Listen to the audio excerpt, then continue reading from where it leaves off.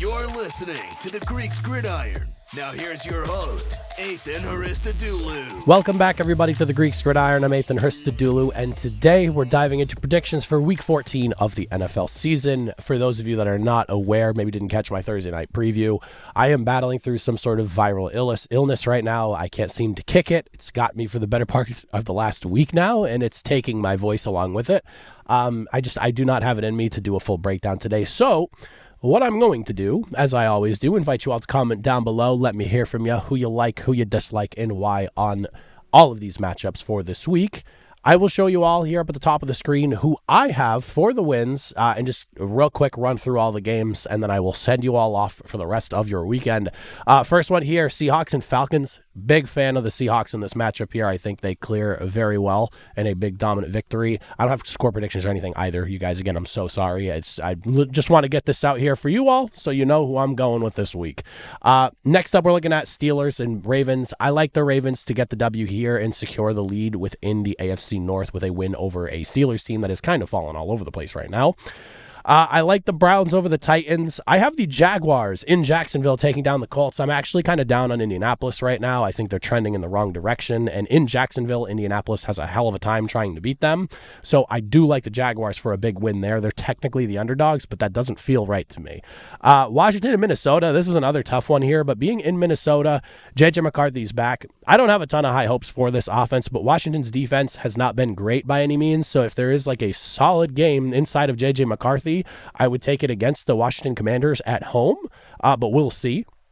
I do like the Jets over the Dolphins. It's going to be a colder game. I believe the Tua's never won a game in sub 40 degree weather in the NFL, if I'm remembering correctly. So with that being said, I'm going to take the Dolphins to lose in this one to the Jets. So I like the Jets for the win. I believe the temperature is set right at 40 degrees for this one in the Meadowlands. But I do like the Jets just overall. I think this one feels like a sneaky kind of upset matchup to me.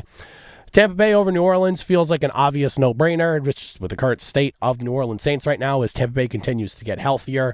Buffalo and Cincinnati. Buffalo's a big favorite in this one, and them being in Buffalo, it makes sense, especially with the Bengals being 4-8.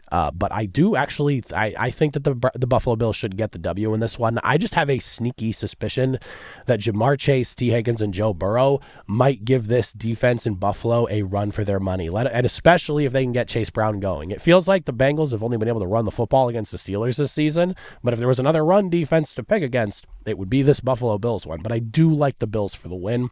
I have Denver hopefully crushing this Raiders team. It was a very tight 10-7 contest last time, but I think Denver gets a good, comfortable win on the back of that defense once again.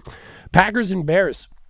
This is for the NFC North. It's a big matchup here, but I do think I'm going to go with Green Bay at home on this one. I think it's a really tight contest. Green Bay is a little bit wider of a favorite than I would have expected, but I do like the Packers here. I think it's going to be a tight, like three-point type of game. I don't think anyone's running away with this one if it goes either way. I would love to see the Bears upset.